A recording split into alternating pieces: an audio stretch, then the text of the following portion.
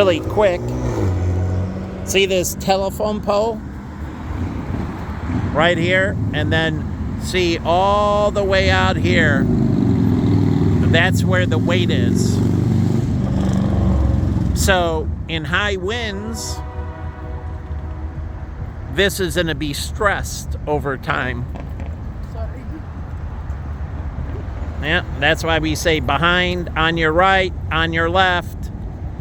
I had to do it all the time when I ran on the lakefront or biked or anything, letting people know that I'm there. Or entering a house. I'm here. That's why you knock at a house, letting them know you're present. And so if you go in, like going into it, the senator who came home early into his wife who was sleeping, and he came up the stairs, entered the bedroom, and she shot and killed him. He was coming home for a surprise, but he didn't let her know they were there. And so when you startle somebody, it's actually not their fault if they hit you. It's your fault for not announcing your fucking presence. So just because they hit them, it doesn't mean it's their fault.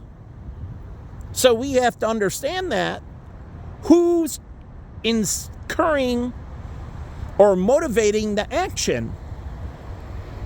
And when you sneak up behind somebody and they found the senator's wife, and it's a true case, and he was from Nebraska, as innocent because she could have went to jail for murder. But because, and she went through it, I didn't know he was coming home, and he knows I have the gun by the bed, and he didn't announce himself and enter the bedroom. I live in a remote community, and he gave me the gun to protect, and he did protect him. He knew she had the gun, but he didn't think about it. And he taught her how to protect herself, and he thought he'd come home early and surprise her. Surprises aren't so good sometimes. So she killed them, and she was ruled innocent. Justifiable homicide. So when you sneak up on somebody and you're playing a prank and they don't react the way you think they should react, that's on you. You took the risk of playing the prank. So again, when you set somebody up, you're the person that absorbs the risk of the reaction. So again, you don't know. Some people are very sensitive, and they'll react very harshly. You think there should be common sense, but the only way you can say common sense is you have to train them to react properly. That's why you can't say, like me, my sister beating on me, I grab her wrists and I turn her around and cross her arms and I stop her from hitting me. But if you aren't trained, like the one black guy in the video, his reaction is self-defense. And she kept on beating him, and he moved away and kept on telling her to stop, and eventually he hit her and dropped her. Not his fault. She was the aggressor, and then he kept on moving away and telling her to stop, and she kept on being the aggressor. Well, instead of wrapping her up and holding her to the ground, truly tying her up, he did what he instinctively should have done. Dropped her. So it's a big difference. You have to, this is why we do cognitive and you do questions to determine motive. And if your natural reaction is hostile, that person took the risk when they surprised them. Or you walk in and break in, and this is why they say if you break into any place and they shoot and kill you, that's on you. This is why they let Leo Getz go on the subway. Now, he had a legal firearm, and I don't know if it was illegal to have firearms on the subway at that time, but he didn't do anything. He just got on the train. This is why we have undercover detectives. What Leo Getz did is the same thing an undercover detective does. They just go there, they sit there, they wait, like they did for cars that were getting stolen. They put the car there, they sat there and wait. And then they stole the car. And they put him in jail. So Leo Getz didn't do anything wrong, and the court ruled he was innocent. Justifiable homicide. Just as my friend, and I'll go into this, he had a concealed weapon because he lived in Rogers Park and got mugged. Well, let's tell the truth, by black people. And they mugged him. But it could have been anyone. But he got a concealed weapon because he wasn't going to get mugged again. And he said, next time they go for my money, I'm going to shoot them. And again, I agreed. And he showed me his concealed carry, too, on the train, going to Rogers Park. And the funny thing is, he got off at a different stop than I did with Costa. And we got off, and what happened? The black guy pulled the gun on us. That wasn't the first time in Rogers Park. And then go in Rogers Park, how the alderman came out of, I think it was a Somali restaurant that refugees opened. And he came out after closing because he was the alderman. And he stayed in there after closing, and he wanted to patronize the business and check it out, which is right by an alderman. They're supposed to be visiting the businesses and checking out how they go do business. So he wanted to check out the food, the restaurant, see how the immigrants were handling it. And then he gets outside, and he said it was a good experience. He walks outside, and he gets a little bit down the street, and the black guy puts a gun to him and mugs him in Rogers Park. That's where Loyola is, right? And then I had the other black guy put a gun to my head sitting in the car in Rogers Park.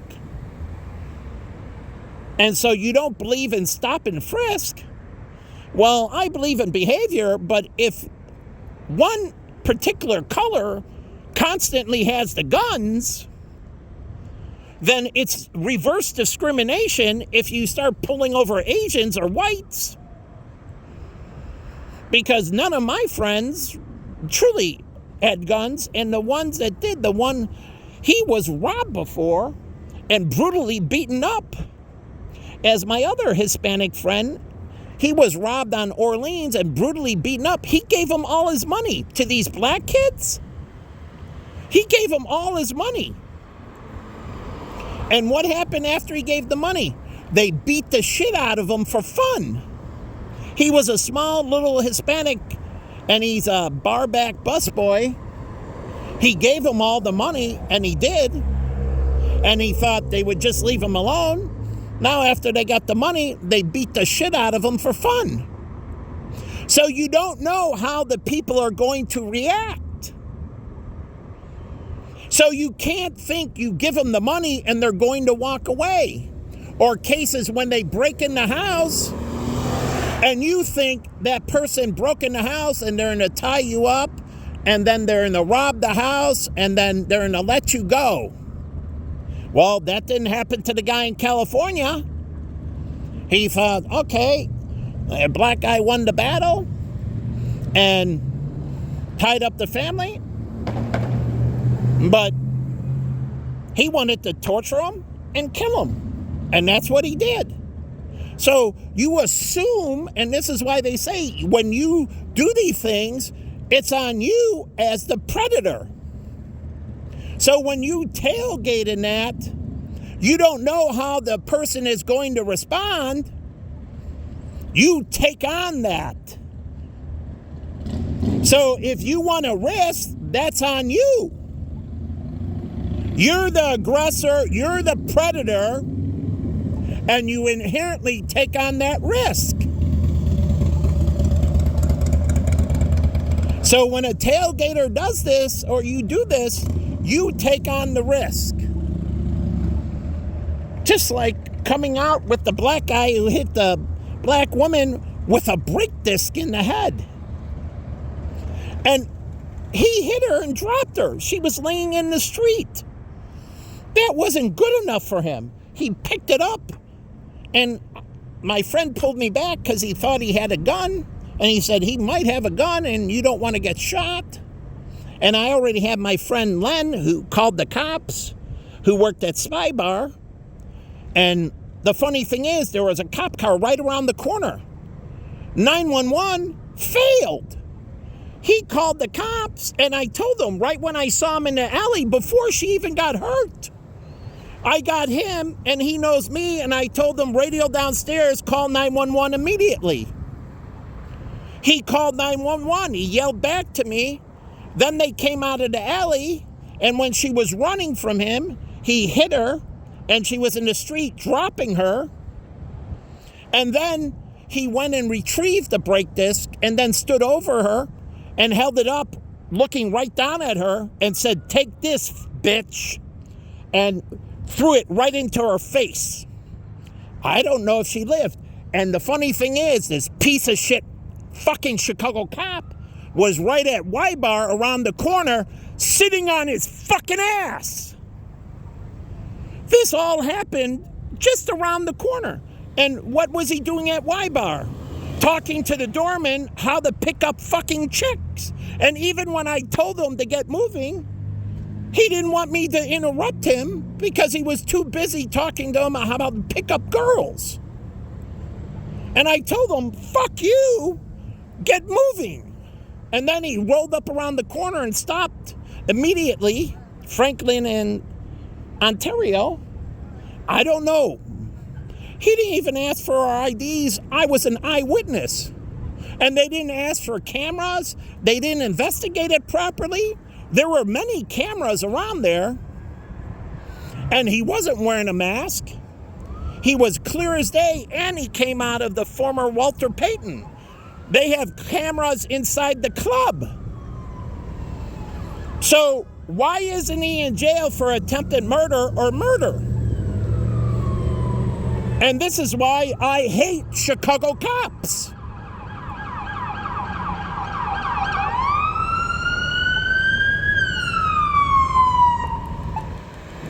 I fucking hate them.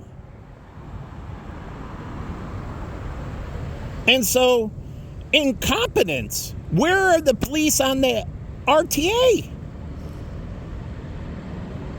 Truly. I mean, it's ridiculous.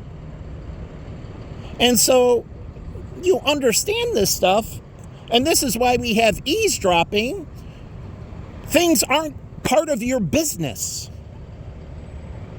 And so when you bring it in, you basically enter yourself into a place where if that person responds negatively to you, well, that's your fucking mistake.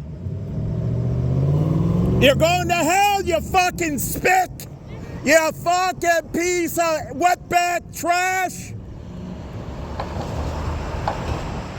See, this is why we have eavesdropping laws. I'm not doing a crime.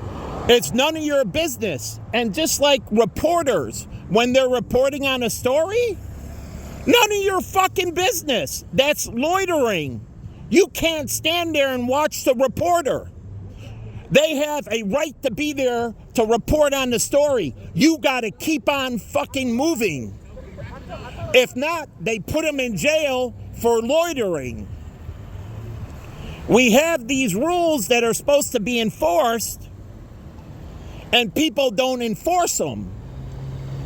And people should be scared shitless on the other side that that person, like me, will pull out a gun And you'll be fucked.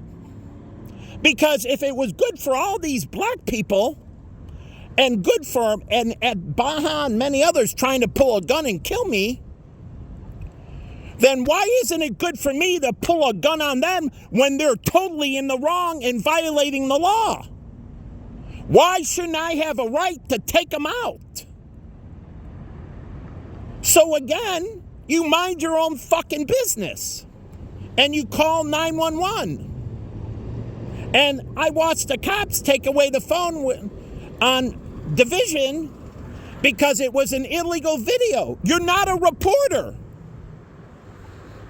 You're not a fucking reporter.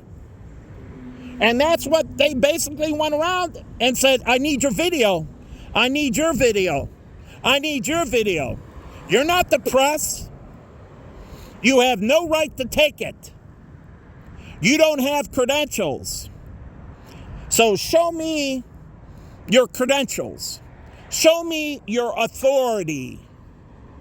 So people in the health club, they take the phone out in the bathroom and they record.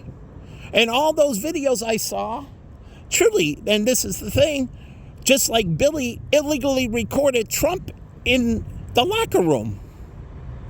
Illegally. So it says no fucking phones in the locker room. And then I watch them take illegal video in the locker room. So again, these people are getting away with fucking literally murder. If somebody drops and you incited them and they drop of a heart attack, you're guilty. You incited them. And their reaction, if they have a heart attack and croak, well, you got manslaughter. You know you're guilty of manslaughter. You unjustly incited them. It doesn't matter if it's a police officer. That's why they have to have cause. And if they don't have due cause, and that person, and I'll go a true story, on a ranch, the DEA raided, and not in Arizona, I think it was in Texas, but somebody who was an informant said this guy was holding drugs or dealing drugs on his ranch. They raided the ranch, and during this, they tore everything apart. Actually, the informant lied. Just wanted a plea bargain, hoping that the information panned out. But what happened? The guy dropped dead and died of a heart attack due to the stress. You can look up and pull the article. He died, and all those agents are now guilty of wrongful death. They had no cause to be there. They didn't investigate. They took the informant's word on it. They did the action. That person died. Now they're all guilty of manslaughter. And every single agent on that property should have been charged with manslaughter. They have to be held accountable. Here's another true story of a snitch. They go into a trailer park. They told them the wrong trailer.